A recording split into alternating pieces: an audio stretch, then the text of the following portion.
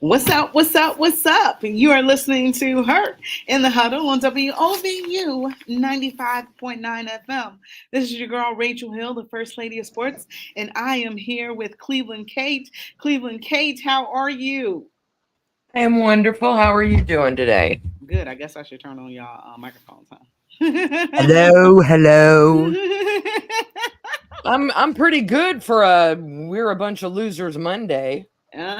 That is very true. And then we got our special guest, Nick Michaels from VSBN. He's with dottingtheI.net for OSU, covers OSU, which we're going to talk about because they have a big game coming up. And then also lakefront.com for all things Cleveland. So, yeah, I wish I could say it was a victory Monday, Cleveland Kate, but it was a double loser Monday. The Cleveland Browns lost as well as the Cleveland Guardians, lost in St. Louis. So, each game, we kind of need each game right now because we want to, surpass the Yankees to get home field advantage. But I don't think that's going to happen. So not when you keep losing. But, let's go ahead and get into this Cleveland Browns game. There was a huge expectation that the Cleveland Browns are going to be able to win this game. The season started out, they got routed by Dallas, and they came back on the road against Jacksonville, and they were able to right the ship a little bit. Deshaun Watson looked better. We could see that there was some issues with the offensive line that were developing, and defense did pretty good. And you got that critical victory down there in Jacksonville, so you were able to go 1-1. So coming back home, everybody thought that this was going to be a victory against the New York Giants. The New York Giants were 0-2. They hadn't did great in the past two games that they had coming in week 3. And Danny Dimes, who I didn't think was going to dimed out yesterday in yesterday's game. And the Cleveland Browns, what was the final score? 21-15. 21 to what? 15. 21-15. So we still have not 15. scored a total. I don't think we've scored over 50 points this season so far. So with that, I want to go to our guests really quickly. What are your thoughts about yesterday's game?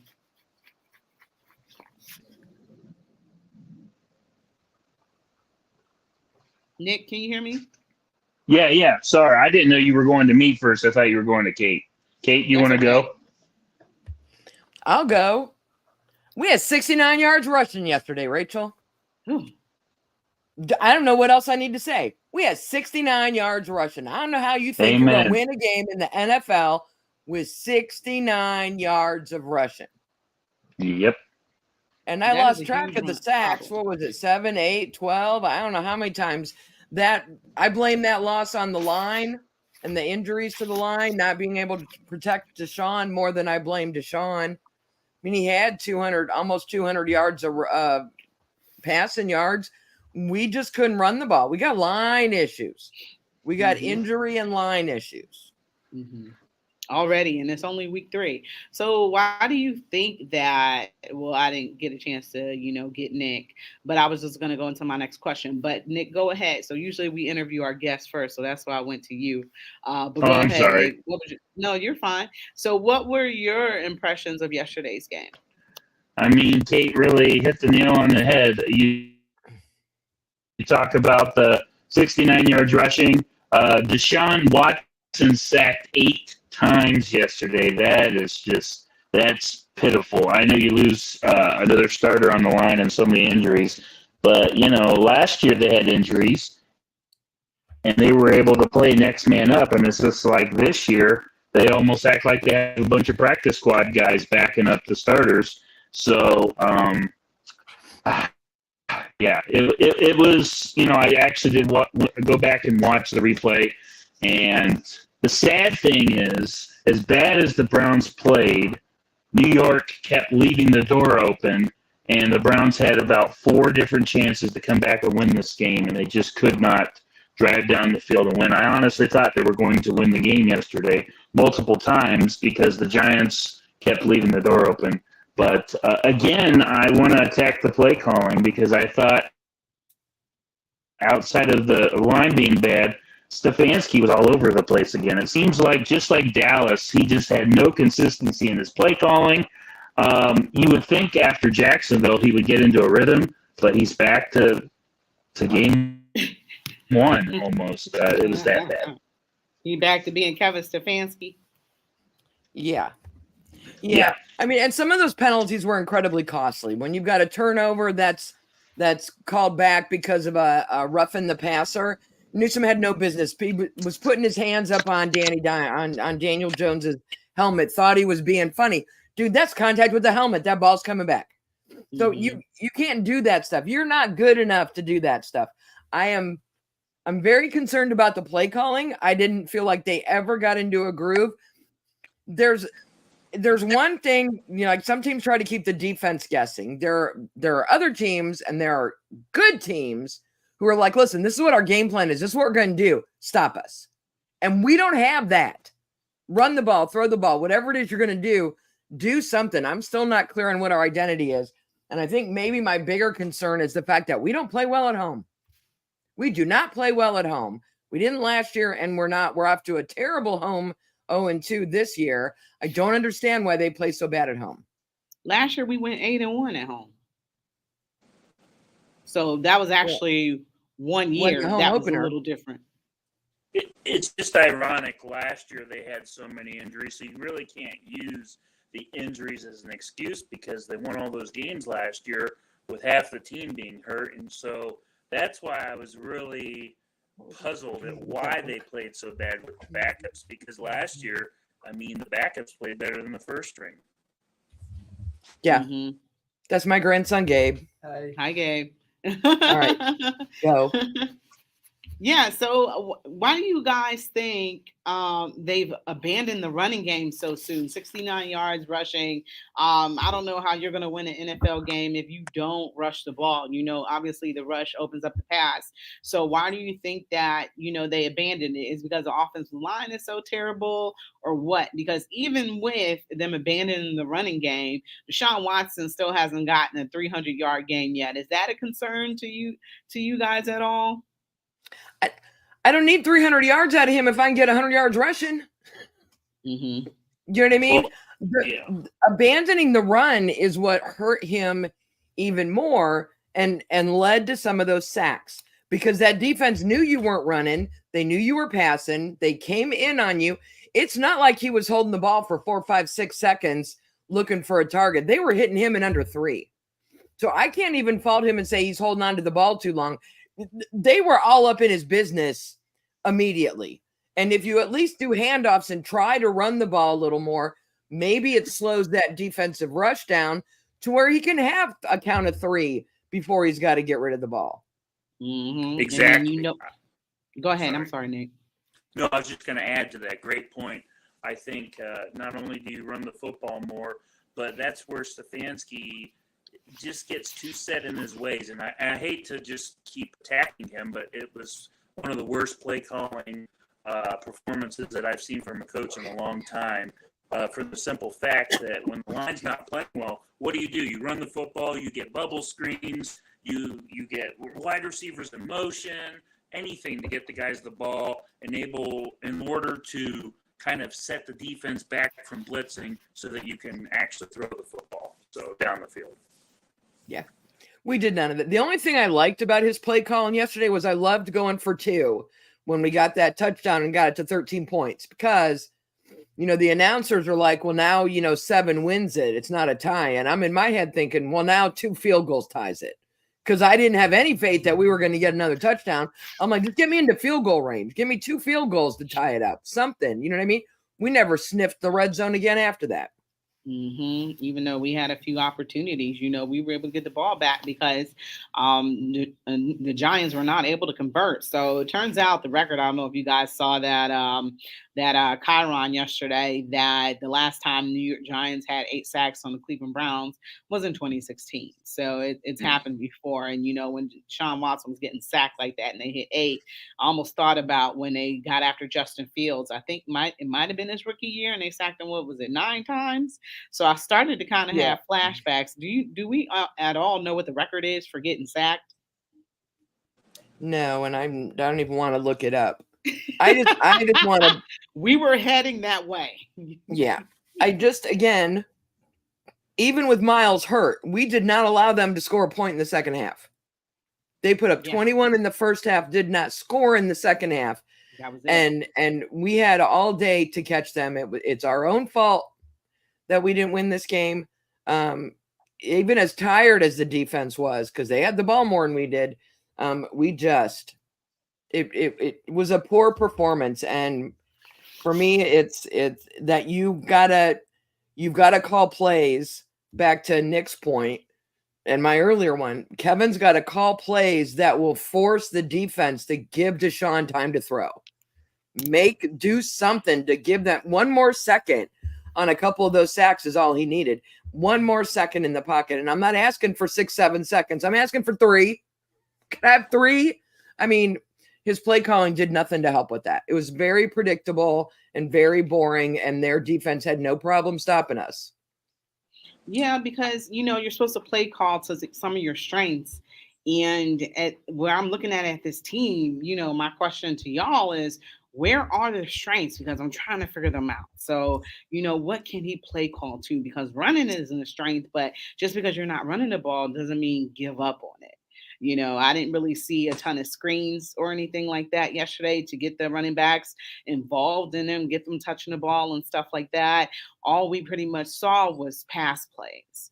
And I get that, but with that offensive line, the pass plays weren't working because you weren't giving Deshaun enough time to throw the ball. So, where can we find a strength on this team? Because I'm trying to find a bright light. I had the Browns going, I think 12-5, and that game against the Giants was a game that we were supposed to win, and we didn't do that. So, the Giants had been sucking, and, according to a lot of people, that was an upset that the Cleveland Browns weren't able to get in there and do anything. And we were supposed to see, an improved Deshaun Watson. We're obviously going to get to him a little bit later, but, your quarterback is only going to be as effective as if you're able to block for him. And it doesn't matter who you have back there. I think you can have Tom Brady back there.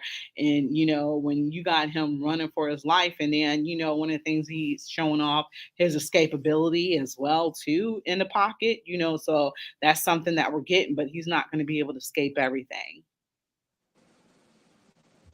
I fear that there are people who are saying, let's just get to week 5 when Nick Chubb's back. Jerome Ford is a very fine runner. He had 37 yards yesterday. I know he had a fumble, and I feel like they didn't trust him with the ball again after that. If your line isn't good enough for Jerome Ford to run behind, you're going to put Nick Chubb coming back off an injury behind him. Defenses are just going to stack the box and not let Nick Chubb run, because we've already proven through 3 weeks that force Deshaun to beat you in the air. Not going to happen. Mm-hmm. So those people saying, just wait till Nick's back and it'll be different. I don't see it being any different. Not unless Stefanski changes the way he's calling plays. Well, if you remember 2 years ago, not last year when Chubb got hurt, the year before he abandoned the run, even with Nick Chubb in the game. So I honestly don't think it matters on that front when he comes back or not. Like you said, Ford is a solid running back. He just doesn't get any touches. Again, it goes back to wide receiver reverse, bubble screen, do anything you can to get the ball out quick and try to push down the field so that the defense will adjust, and then they kind of lay off the blitzing. Yeah, I definitely agree. But, as far as, it goes, Kevin Stefanski is going to have to show why he's a 2-time coach of the year. He was able to win, games last year. He was able to win 11 games with 5 different quarterbacks. And these quarterbacks are supposedly not as good as Deshaun Watson, but, he was able to do it. There is no Joe Flacco coming to say today. PJ Walker is probably, somewhere else. It's just not going to happen. So, where do you go from here? Where do you, obviously the defense, and we're going to get into that when we come back from the break, they made adjustments in yesterday's game, holding them to 21 points. But what are the adjustments that the offense can make? And Kate, like, you had said about Nick Chubb coming back. And it's funny because I was thinking about that yesterday about him coming back. But what's to say, he's going to be the same. you got this knee that had a catastrophic injury to it. Is he going to trust himself? Is he going to trust his knee? Are we going to get all out of Nick Chubb that we had been getting before? Because he might be a little timid as well on his surgically reconstructed knee. So, will that be any different, like you said, when he comes back? Because I feel like there might be a little bit of hesitancy in him because, this is the same knee, right? This isn't a different knee. This is the same knee, right? Yes. Okay. Yeah. I can see a little bit of hesitancy, going and, coming back because this is the same knee. So, I'm just like, I don't know. Nick Chubb could come back and it might not change anything, but it might be able to give you a running game. I'm still on the fence about Jerome Ford and what he can do and stuff like that. He doesn't really impress me too much. He has some quality runs, but when you have a Nick Chubb out there, you kind of get a little bit spoiled. So he really hasn't did too much to impress me. Because last year it was Kareem Hunt getting those reps, to get the ball in the end zone and stuff like that. So I don't know if we really saw what Jerome Ford could do as well. So, Rachel, the Browns ran, where is the number? 63 offensive plays yesterday. Do you know how many of them were rushing plays? No, how many? 12. Can I put in one quick point here, real quick? Sorry. I didn't mean to interrupt you, Kate. No, you're fine. That's 12. 12. Wow. Out of 63. I have a question for you, Kate. Yeah. Stefanski has won Coach of the Year twice, correct? Yep. Excellent job. All right. Well, as part of being a great head coach, you have to understand when something's not working, you have to make adjustments. My question to you is, why do you pay Ken Dorsey all that money to be an offensive coordinator when he's just standing on the sidelines? When is enough? And Stefanski's going to have to do like Ryan Day did and hand the play sheet over to Dorsey. If it was up to me, there's not a head coach in the league that I'd have calling plays. They all have an offensive coordinator. What do you have one for? To run your plays. Kevin is not ever going to give that up. I think big contributing factors to his getting Coach of the Year twice had to deal with the way this team battled adversity, the way it battled injuries, the way when we lost people, how we plugged in and at the end of the year ended up having either a playoffs, made it into the playoffs or damn near close. I don't know if he's going to be able to pull that magic together this year. You've got Jedrick Wills, Wyatt Teller, James Hudson, DeJuan Jones, all injured. You got people playing tackle that are guards. That our line is a mess, and I don't know. The next domino from that means now I got to worry about my quarterback getting hurt. He got sacked 8 times. Which sack gets him injured? And then then I got Jameis Winston. I mean, I don't understand why Kevin insists on play calling. I love the hire of Ken Dorsey. I thought it might mean he'd actually get to call plays, and he's not. So I can't see Kevin stepping down for it. I think that's one of the areas where he's got that ego that all head coaches have to have, and that's it for Kevin. Some of them can do it. I wish he would let it go because I think there are better things he could be focusing on on the sidelines while a game is going on than worrying about the next offensive series. He could actually be talking to his players. He could actually be talking to his defensive coordinator. He could be looking at other things. That's just me. Yeah. Because go ahead. I'm sorry, Nick. No, my bad. I'm just going to say that's going to be his downfall, and he's going to get fired one day because of it. Yeah, and what I was gonna say, because we're gonna take a quick break, is that it's an ego thing, and I think he will never let it go because it means he failed. And we know this organization, they have a hard time letting go of their draft picks and stuff like that, give them multiple chances instead of just admitting that this guy isn't a good fit and he's not going to be able to perform at NFL level. Anthony Schwartz talking about about you. All right, we're going to be right back. You're listening to Her in the Huddle on WOVU 95.9 FM. We're going to be right back.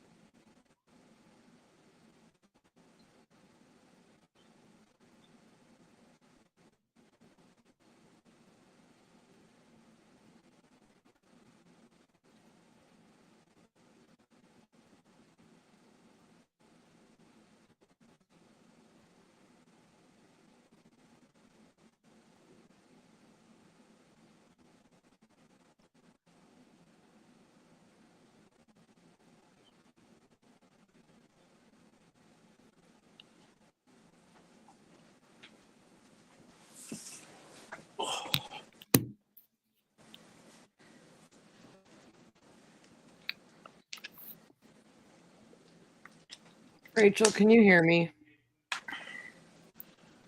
I guess that's a no. All right, welcome back to Her in the Huddle on WOVU 95.9 FM. Remember, you can keep it locked here on your regular radio dial at 95.9 FM. You can also download that WOVU app so you can listen to us on the go, and you can also listen online at WOVU.org. And I am here with Cleveland Kate. Cleveland Kate, hey girl, I've been missing you. I'm so glad that you're here with us today. Love you. And then also we are here with Nick Michaels from VSBN.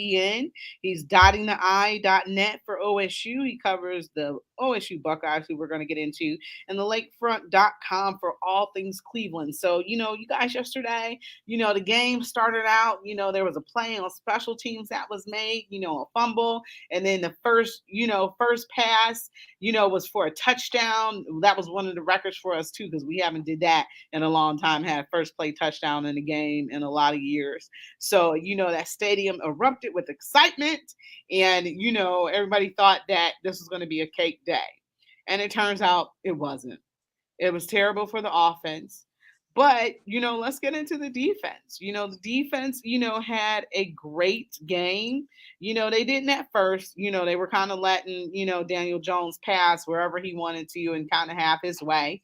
And then, after they went in for a halftime, they kind of put the clamps down and they made some adjustments. And they didn't score a single point after that, where they had multiple opportunities. One of the things coming out of this game about the defense is Myles Garrett and the injury sustained to him. So today he had an MRI and it came back clean. But, yesterday he could barely walk into the media room after the game for the press conference and, could barely walk out. So, right now I'm a little bit concerned about him. They said that it might be a foot thing that's kind of plagued him his whole life. So, unfortunately, this is reemerging, this season or whatever. But, it's a good thing that the MRI came back negative, because as this team goes, Myles goes. And, Myles is, pretty much one of those, the team captain, and, he's everything on defense. He's the voice and face. And, if they didn't have Myles Garrett, they would fall apart. I want to talk a little bit about Martin Emerson and the game that he had yesterday. That one touchdown, I can't remember which one it was. It might have been their second touchdown. And I can't remember who the receiver was for the Giants who outstretched for the ball. But Martin Emerson didn't even turn and look for the ball at all. His back was to the ball all game long. So he was getting cooked yesterday. But other than that, DJ Chris Styles, when he came in here for a second, he was like, the defense gave up 21 points. But it could have been a lot more if Giants was a good offensive team. But I'm pleased that they held them to 21 points, and it shows improvement that they went into the halftime, made those adjustments, and didn't allow them to score again. All right. So, Rachel, 21 is my magic number. If your defense can hold a team to 21 points, you should win every game. Because if your offense can't put up more than 21 points, you don't have a business winning. Secondly, don't pick on Martin Emerson. He had 5 tackles yesterday. He had 7 takeaways. He had a couple off plays. But in general, that second half, that secondary stepped it up that second half and did a very nice job. They were a little off their game in the first half. I think the entire team, this is one of the things, we'll go back to my issues with Kevin Stefanski. I think they came into this game thinking it was going to be a cakewalk, and it is never a cakewalk in the NFL. I don't care how bad a team is. Number 2, scoring on that opening drive made them feel all some kind of way about themselves, like, this is why we just had to skip through this game. And then when there were a couple penalties, when there was that penalty that took the fumble recovery away, I think they get caught in their head on that. So I do this when I golf. I do not golf anymore because when I have a bad shot, that bad shot follows me for the rest of the day, and I can't get out of my own head about it. I understand it. I just don't golf. Your head coach's job, your general manager on a baseball team, your head coach on a basketball team, part of their job is to make sure their players have their heads in the game at all times. When something happens and you can tell those people weren't right, you can tell they weren't focused on what they needed to do, he needed to call a timeout, huddle them in, slap them upside the head like Sharon Moonstruck, snap out of it, get back in the game. In football, it's even more dangerous because that's when you're going to get injured. When your head is not 100% in what you're doing, we're lucky there weren't more injuries yesterday. I think it took them till the second half to snap out of all that mindset stuff and play the defense that I knew they could play for the second half. Second half, I had no issues with. Nick. And again, 21 has always been my number. Rachel, for as long as you've known me, 21 has been my number. If my defense can hold them to 21, I can win every single game. But not if my offense can't put up points. That's like Vegas, holder, or what is that in 21? Or is that blackjack? That's 21 in blackjack, right? Yeah. Where you try to hold and not go over 21? Yeah. Yep. Nick, what are your thoughts? Yeah, I mean, exactly. Well said by Kate. Really, I don't have too much to add. They did their job, I think, outside of a couple of plays early on. Yeah, the Browns defense did a really nice job. And again, it just comes down, really, I have nothing negative to say. Everything negative is against the offense. So that's all I got. Trying to see if I can see how many penalties we've had, but right now I think we might be one of the most penalized team in all of the NFL, and I think it's only going to get worse as you continue to have, this offensive line be depleted. I feel as if, there's going to be more holding calls because they're going to do whatever they can to stop people from being able to get to Deshaun Watson. So they're going to hold a little bit more. They always hold in football. It's not always called, but I feel like, there's going to be more outstanding hold penalties that are going to get called. So that's going to be to the detriment of the offense and stymie the offense, whatever drives that they're trying to do. So I don't feel like that's going to be a great thing. We got to talk about, what was you about to say, Kate? I saw at least 6. I almost rewound him and shot video 6 times that Myles Garrett got held and didn't get a flag all day. Of course. And while 21 is my number, the reality is someone's going to need to sit this defense down and say, it's not your number. I look at the Pittsburgh Steelers, Rachel, who are 3-0. They've scored 13 points, 18 points, and 20 points and won 3 games because their defense understands that their offense sucks. They won that they have won games without scoring a touchdown. No. They have 1 more point than we do on offense, but they're 3-0 and we're 1-2. So ultimately, someone's going to need to sit the defense down and go, listen, in Kate's world, 21 should be good enough. It's not. 8. 8 is my new number for this team because apparently 8, we can beat 8. My offense can put up more than 8. I can do 17, 15, and 18. Okay, maybe 12. But we got to take 21. We got to get dyslexic with it. Apparently now it's 12. Tell the offense, if you can hold them to 12, maybe my offense can win some games. Because I truly believe the Pittsburgh defense understands how bad that offense is. And as long as they're playing teams like the Broncos and the Falcons where they can hold them to 10 and 6 points, they can win with a crappy offensive performance. It ain't going to last. I know all the Steelers fans listening are already buying their Super Bowl tickets. Y'all suck. I know you're 3-0. You are what your record says you are. We suck too. I'm not arguing. On paper, I'm going to throw away all my on-paper predictions. On paper don't matter. That's my Nick, rant for today, Rachel. Nick over there laughing because he's a Pittsburgh fan, so he caught a lot of the Pittsburgh game yesterday. How does Justin Fields look? Well, first of all, comparing apples to oranges, Kate, I'm sorry, but I definitely think Pittsburgh's defense is at an elite level. The Browns are a top 10. They are not in the top 3. I don't disagree. Pittsburgh. I don't disagree. Pittsburgh is absolutely stacked defensively from head to toe. And, another thing is Justin Fields is getting better. He had a hell of a game yesterday. I almost think it's better for him that Russell Wilson has been hurt so he could just get in there and play, because I was afraid if they started the season with Russell, he would just grow dust and moss on the sidelines and never get his chance. I think the best thing for Justin Fields was just getting him in there. Mm-hmm. Exactly. And they're starting to run the football. The last 2 games, they really have started to move the football better. So the better Pittsburgh's offense gets, is scarier for the rest of the NFL in the sense that I'm not saying Super Bowl. I would be happy with playoffs at this point. But I'm just saying the better the offense gets, the scarier it is, because that defense will be on the sidelines more and more and more. So the Browns are going to have to figure out something on the offensive line before TJ Watt comes to town, because that could be a long day.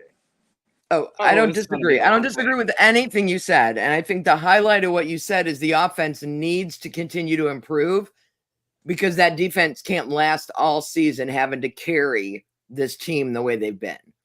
Yeah, they've got probably 8-9 games in them, but come the second half of the season, if they're still having to do the work they're doing now, it's going to be rough.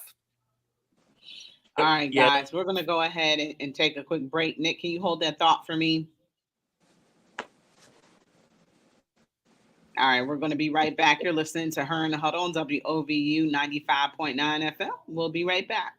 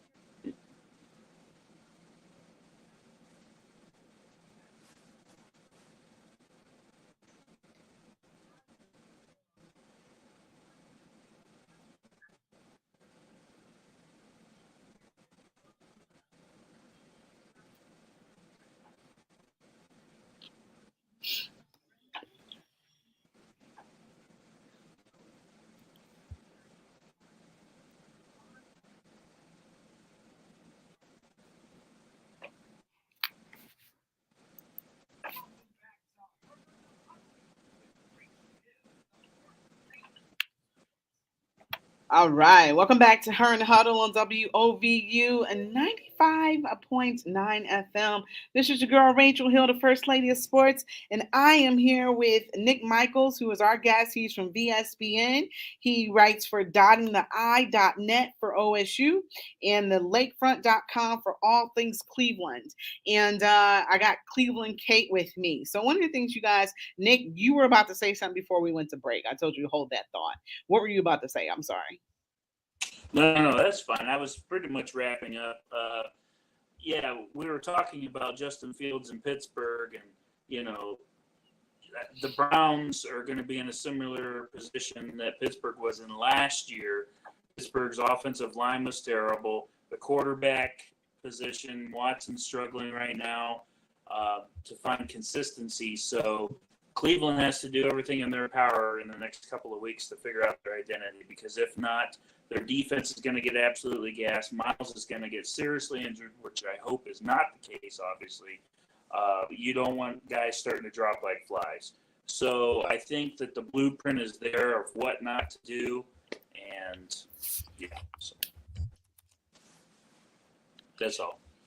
Yeah, speaking of Deshaun Watson, right now he has a QBR rating of 31st in the NFL. I want to ask y'all, and I know that we're too early for this, but I'm interested in hearing what y'all have to say.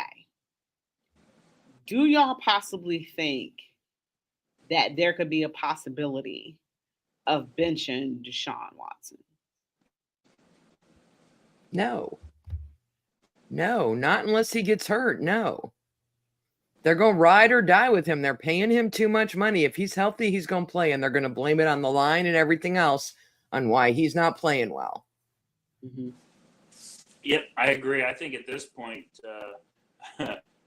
if there is a suspension, that might be the saving grace just to get out of this whole train wreck of a deal with Deshaun Watson. Yeah. He made a perfect throw yesterday. I forgot what the player was. I think he was number 19 possibly. But on the 4th and 5, he made a perfect throw to him and he just dropped it. Cedric Tillman. Cedric Tillman. He had a couple nice throws yesterday that got dropped. I think we lead the Browns. We saw stuff last year. We saw stuff last year where he was throwing at receivers' feet. He was throwing 10 feet over their head. Like, his accuracy was crap. That I didn't see any of that issue yesterday. I just saw he didn't have enough time to, I think, get those balls at the speed he wanted them. So I know that plays into the receiving some. If you're used to, Baker had that problem. Baker used to throw too damn hard and it would just bounce off their hands. He had to learn how to put some touch on it. And I don't think Deshaun has the luxury of time to make sure he's getting a spiral and to make sure he's getting it on a left shoulder versus a right shoulder. Amari prefers this side versus that one. So I just think if we can get the line straightened out and give him a little more time, I think he'll be okay. And we could get a running game. But again, it's all about the offensive line at this point. They're not going to blame Deshaun for everything. And all the people hating on him, I'm like, I don't know if you watched the same game I watched yesterday. It wasn't all his fault. He had a lot of help in people not catching passes. Also, while we're talking about redemption stories, can we talk a little bit about Amari Cooper coming out and just playing a perfect game yesterday, pretty much? There had been talk about him not playing well, and he addressed that, and he admitted that, holding out a little bit might have played into that. But he came out and pretty much had a flawless game yesterday. So I think that's amazing. So, that's a bright spot. And, Deshaun kept looking to him, as his first read, almost in his last read as well. So, but he's not the only one, Rachel. Look across the league. This is week 3 from a fantasy football perspective. There are an awful lot of people that have been underwhelming the first couple weeks that are like Amari Cooper, that are veterans that you expect a certain performance from. Malik Neighbors yesterday was insane. It takes them a couple weeks, whether they sat out or not. It takes a couple weeks of real football to get some of that rust off. I always wait till week 6 to really get a feel for where teams are at and what my division playoff and Super Bowl predictions are going to look like. Like, we do the preseason ones, but week 6 is where I review them and second guess myself on my choices, but it's week 3. They're all still shaking the rust off. I watched the Ravens beat the crap out of Dallas yesterday. I don't know what that was. I don't know that Dallas will play that poorly again the rest of the season. I don't know that the Ravens will play that well, like any given Sunday, right? It's just too early in the season to be writing off any of these people or really any of these teams. Mm-hmm. Okay. We'll take. Yeah. Go ahead. What were you about to say? No. I was just going to say it is very early, and that's the great thing about the NFL is you're on top of the mountain one week, and then you're at the bottom the next. So unpredictable. Well, and style points don't matter. I know we've talked about this before. In college football, you can't lose week 3 because it's that much harder for you to try to get back up the rankings by the end of the year. In the NFL, it doesn't matter. They don't care about your style points. You lose a couple games early, it's a 17-game season. You got plenty of time to have a 12-5 record. So nobody's out of it. Nobody's freaking out at this point. I literally am. Can we see this team? Yeah. I mean, did y'all see yesterday's game? Can you? And I know this is, y'all say it's early, but can we realistically see this team making it to the playoffs as is with the offensive line issues that we have? Not the way they played this week. Okay. If everyone gets on the line, yes, I can still. You say you can still? You can see them getting to the playoffs? If everyone gets healthy. The line has to get healthy. Okay. All right. I'll take that because yesterday, I was had to be talked off the ledge. Well, I don't know if I was really talked off the ledge because, I was, crazy today. So, but I'm going to go with that. There are 4 undefeated teams left in the NFL, right? Steelers and Chiefs. And I don't think anyone's picked the Steelers to win the AFC North. And then on the NFC side, there's Vikings and the Seattle Seahawks. I don't think anyone picked the Seahawks to win their division. The Vikings are probably in a race with the Lions. But so, I mean, it's early. There are teams that are winning games now that are going to lose in this stretch. There are teams that are 0-2 and 0. Jacksonville's 0-2, and they're playing Monday night tonight? They're a better team than the team that we beat last week. I'm still not sure how we beat them. So don't get on the ledge yet. After week 6, you and I will either be on the ledge together or you can come inside and relax just a little bit.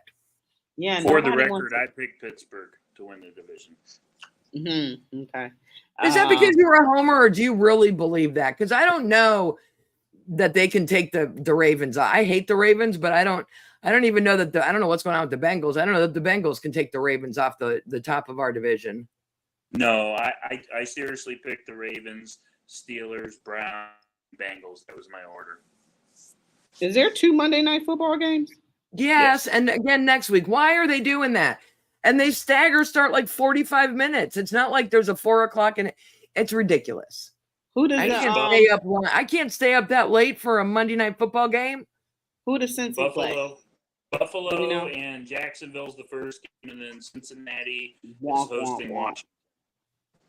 Want to both of them. So anyway, time to move on from the Cleveland Browns. Unless y'all had any final thoughts. I have no final thoughts. Nope. Nick. All right, let's move on to Ohio State. So Ohio State has pretty much, creamed their competition. So they were 1 point away from being the first team to win all 3 games by over 50 points. So they almost set an Ohio State record, but they didn't.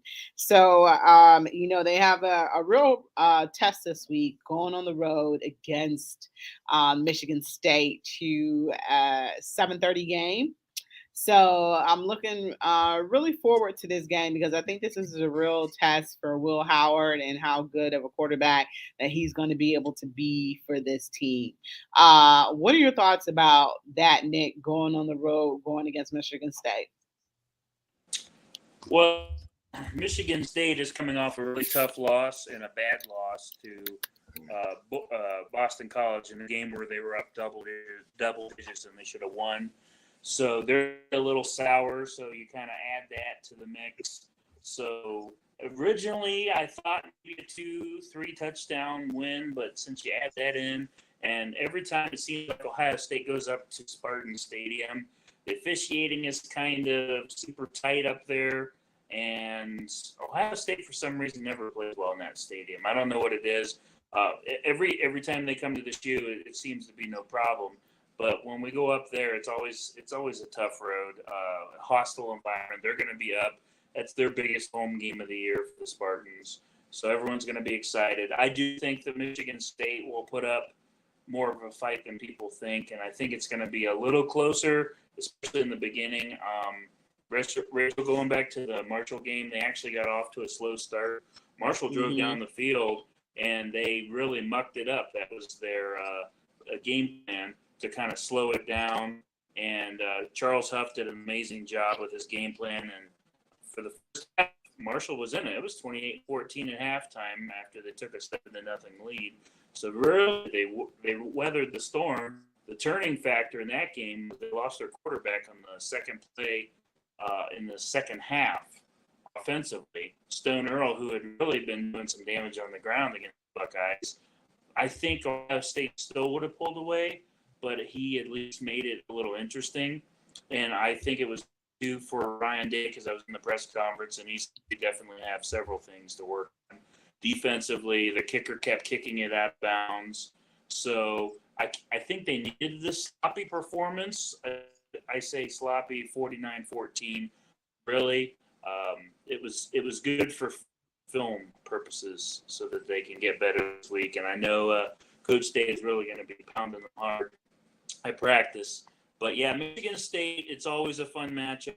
I think it's going to be about a 10-point game for Ohio State, maybe 14.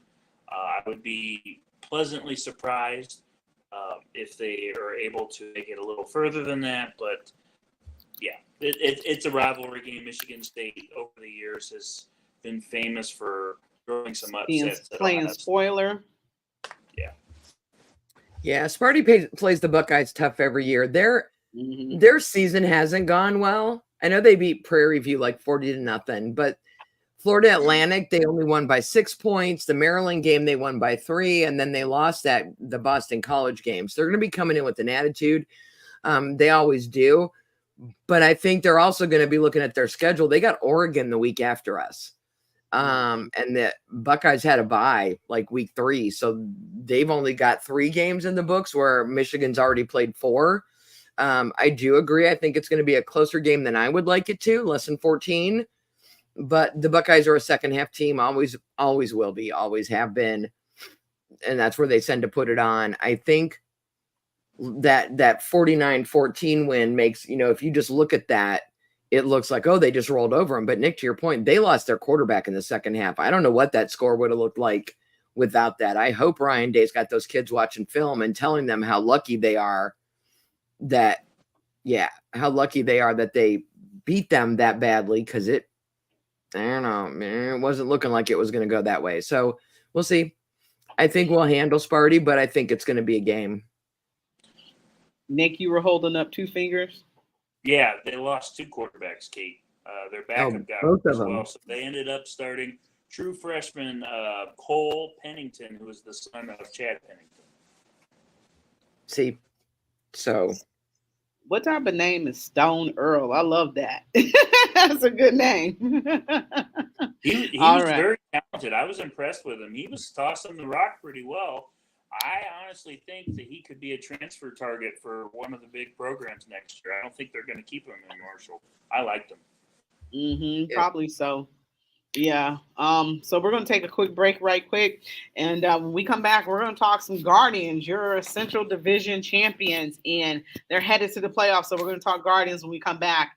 You're listening to Her in the Huddle on WOVU 95.9 FM. And we're going to be right back.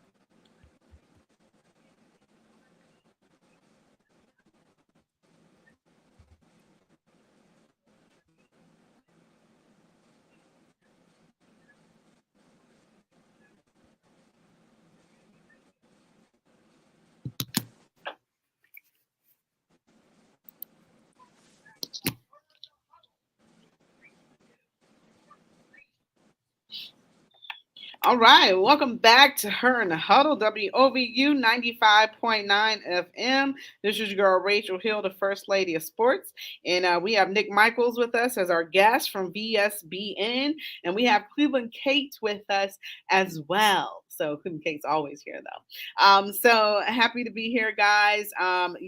This is something that melts my heart. I love all Cleveland sports teams. We're called homers and all that other stuff, fans, but fanatics, stuff like that. But you got the Cleveland Guardians doing something that nobody probably thought that they were going to do at the beginning of the season with the new coach, Terry Francona being gone, who was, here with the Cleveland Guardians for 11 years. But they clinched the Central Division and they clinched a spot in the playoffs with a rookie head coach who's still learning on the job. To me, he's did pretty well. But, this team kind of has been, kind of good from the very beginning, and they've played consistent baseball all season long. So that's where we're at. This baseball has led them to the playoffs, and super excited about that. You guys, what are your thoughts on the playoffs? Nick, we'll take you first. I'm excited. The problem I have with the New York Yankees is they have not been the New York Yankees since 2009. So if you've looked in years past, especially the last 10 years, they have choked. So I still am not sold on the Yankees being a shoo-in for the World Series. So that tells me it's up for grabs. That being said, we're still going to probably have to play the Houston Astros in the first round. That's going to be a tall task. I know they're older. They don't have the team when they won their World Series championships the last few years. But I think that whoever wins the Cleveland-Houston series is going to go to the World Series. I do not buy the Yankees, and I think that Aaron Boone is a terrible manager. I could do a better job than he's done. That's how I really feel. Excellent. We love how we feel. Cleveland Kate. All right. So this is where I complain. I haven't gotten up on my little rant box and complained. Friday night, the Guardians lost. They lost to the Cardinals. It was not a pretty game. They did not play well. They did not pitch well. And yet, even with that loss, because Kansas City lost, they clinched the division and celebrated with champagne in the locker room. And I have a real problem with celebrating with champagne in a locker room after you lost a game. You weren't even at home. That celebration should have waited. If I was vote, I'd have said, listen, you win a game, and then you can celebrate what you just did. We do not open champagne and celebrate because somebody else lost when we lost. I didn't like it. I don't think it's a good look. I had a real problem with it. Problem with it. I'm sorry. And then I know nobody cares, but I wondered who brought that champagne in. I wonder if St. Louis brought it in for Cleveland or Cleveland had to bring it in for themselves. I'm going to bet the network brought it in so that if we won or Kansas City lost, they could have 20 minutes of interviewing people with champagne everywhere because they had the goggles, they had all the stuff. I just, it doesn't sit well with me. I just think it's a bad look. It's a bad look. You lost and you celebrated like that in someone else's house.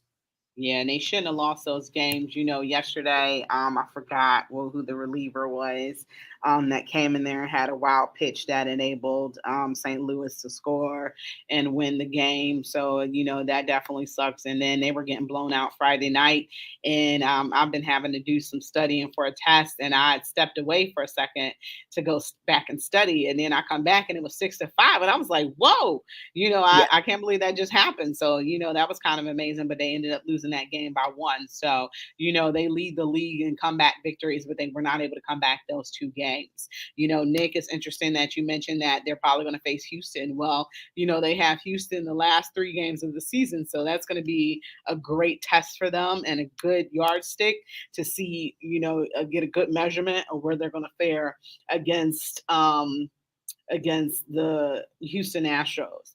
It's going to be a lot of booing when they're here, as usual. Well, to me, and it's fun because they're here, to me, it's going to be a real test for vote Because I would not be concerned at all if Tito was at the helm. He would put in the right pitchers to get the right guys rest to roll into the playoffs. I'll be interested to see what Vogt does as far as the who he's got pitching, who he uses out of the bullpen if we need some, if he even brings Clase in. He's got 46 saves. We got 5 games left. He could get to 50. Mm-hmm. You know what I mean? But I think managing is going to become a thing in that last series. Not so much with the Reds, but with Houston. Because, again, you're going to have to see them in the playoffs right after that, most likely. And so it'll be interesting to see what he does as a manager. Yeah, isn't that crazy? Like 6 games in a row. Yeah. I would hate that. Welcome to Major. I don't know if the Cincinnati games were always on the schedule this way. Were they rescheduled games or something? I don't know. I think one of them might have been. I don't know. I don't recall. Okay, so now they just switched the scheduling last year. We play every team in baseball, just like the NBA does, and I love it. So that's why they split them up. We always play the Reds 2 and 2, 2 there, 2 here. So that just happened. That is just the way it fell. Is that a special schedule that they do just for us and the Reds, though? No, I think all the teams that have in-state rivals do 2 and 2 like that, don't they? Yes. Okay. Because there used to be National League teams that every team has a couple National League teams that they would play every year, and now it's everybody. I'm with you, Nick. I love it too. Play everybody. Yeah. I need less division games and more play everybody games. So we'll see. I already got my tickets. I'm ready to go. Oh, you got playoff tickets already? Yeah. Oh, wow. My sister-in-law and her husband have a partial season pack. So season ticket holders bought their tickets last week or the week before. So she promised to take me to a game or 2. Okay. When is game 1 then? I don't know yet. We have to wait till they pick until the wild card run. And then you got to see who's in where and then who gets home field. And then they'll start laying out. But if you own season tickets, you got to pay for it all the way through now. And then if they don't make it all the way to the World Series, they credit your ticket account with whatever you paid. I could never. That's a dream. Someday I'll be able to afford baseball season tickets. One of the things I think that we only got 2 minutes left, but I think that they want the Yankees to make it to the World Series. This team has not been they haven't been since 2009, right? They won it in 2009, but have they been back since? I don't think the Yankees have made it to the World Series. No, you're right. Yeah, you're right. That was the last time.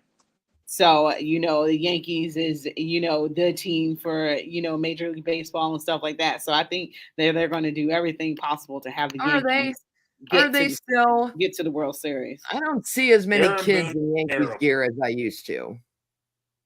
Well, for the health, everybody say they want the Cowboys to be good because that's America's team, or they want who in the NBA they want to be good because it's better for Boston to be good because it's better for the league. I think the same thing follows with the Yankees. They want the Yankees to be good because it's good for the league. And I just want to thank you guys so much for being here today. Cleveland Kate is always my girl, and thank you very much to Nick. We're going to give you a break one day, but having you on because you covered the Browns and also Ohio State. We definitely appreciate that. So Nick Michaels from VSBN, .in-the-eye.net for OSU coverage, and the lakefront.com for all things Cleveland. So I want to thank both of you. You've been listening to Her in the Huddle on WOVU 95.9 FM. We are out of here.